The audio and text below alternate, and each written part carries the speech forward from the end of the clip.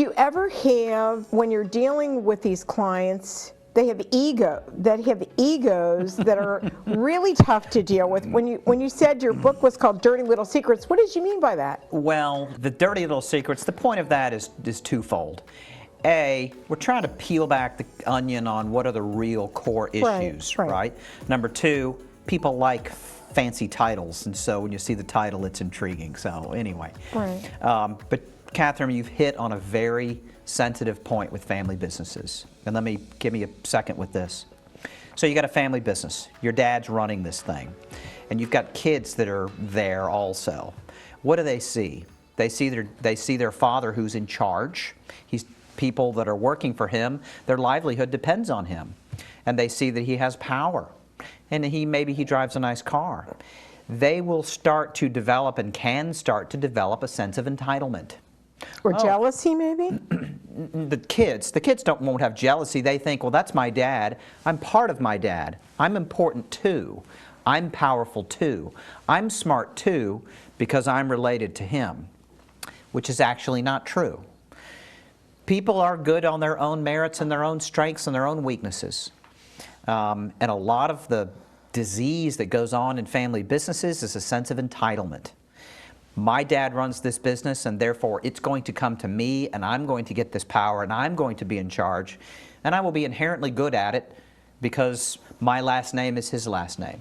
My grandfather was Olin Mills. Does that make me a great photographer? No. Doesn't make me, I'm a terrible photographer. Right. But that's a lot of what goes on in family businesses. Well, you know what I found when I was in a family business with my mother? Her way of thinking and my way of thinking, when she wanted me to take over, I mean, we would do this all the time. And finally, she listened to me when we had a problem with the labor department, and I had to deal with the labor department.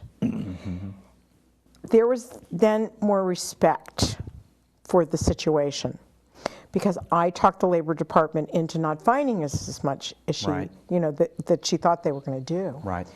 And then I started slowly changing, computerizing the assisted living homes and stuff like that. And it was hard because my mother was a matriarch. And what do you do with that, you know, if they don't want to retire? It's true. Somebody's running the family business. They've been doing it a long time, and they've had some success. And they've seen what works, and they've seen what doesn't work. Number one. Number two, it becomes a part of who they are, right? If I'm not the president of Acme Incorporated, then who am I? I'm just John Smith or Nancy Smith. I lose my identity. Their identity gets wrapped up in being that person running the company. Number three, their children, despite the fact that they may be 30 or 40 or 50 years old, are still looked at as children. So what happens is that the ideas of the next generation can be dismissed. Why? Because I've seen that before and it didn't work. And if I hand over that power, then I lose some power and now I lose my identity. And you're my kid and I don't have full faith in you. And so yes, it is hard for the owner, the current owner of a family business to kind of start letting some of that go. And that's a lot of the work. Everybody's focused in on, can we get the next generation ready? And that's important. That's very important. That's certainly step number one.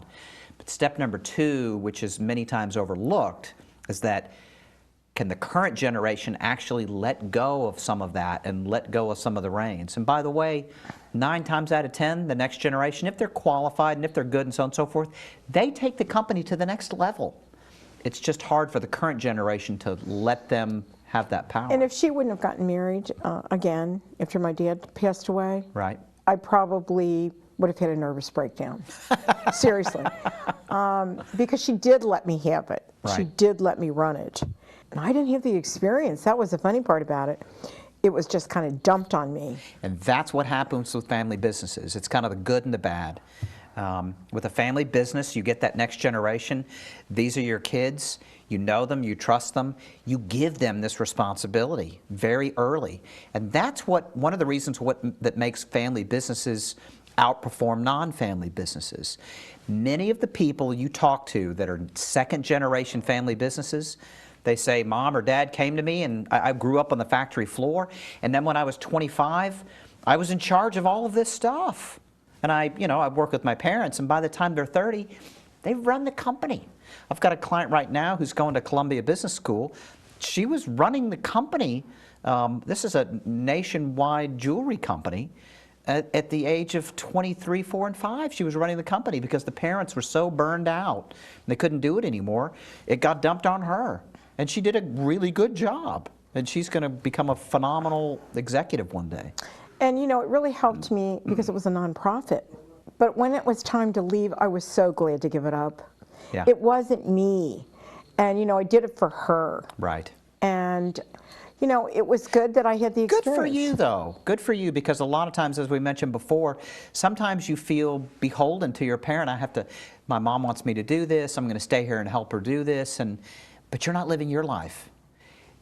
Just because you have a family business, just because your parents have a family business, and just because you have a family business, you have kids, everybody needs to go and figure out what it is that they want to do with their lives. Maybe being in this family business is in alignment with my personal goals and my personal abilities, but maybe it's not. For me, it wasn't. I wanted to go do something else, and I did, and I'm glad that I did. Now let me ask you a question, because so many people today have already worked for a company like IBM or whatever and have decided to start their own company. Sure. And they want to do something that's really different. Success, do you see success there? Do you see people that are not quite sure how to do that in an effective way? Do they have enough money to be able to run it for a couple of years? What do you think about that? We watch Shark Tank a lot. That's hard to answer, and the reason why is this. When you work for many years in a large corporation, you get used to having all the departments are there to take care of everything, and you've got your area that you focus on. Right. There's not that much risk as an individual in a corporation. That's one of the great things about it. That's one of the trends that's going on in this generation is, do I really want to take over Dad's business? Maybe I'd rather just go work for Acme Incorporated, work from 9 to 5, 8 to 6, get my paycheck, and if I do good work, I'll have a good, easy life, and I don't have to risk anything. When you have your own business, the phone call at 12 midnight is coming to you, and you've got to figure it out. It's a 7-day-a-week, 24/7 job, and it's your problem.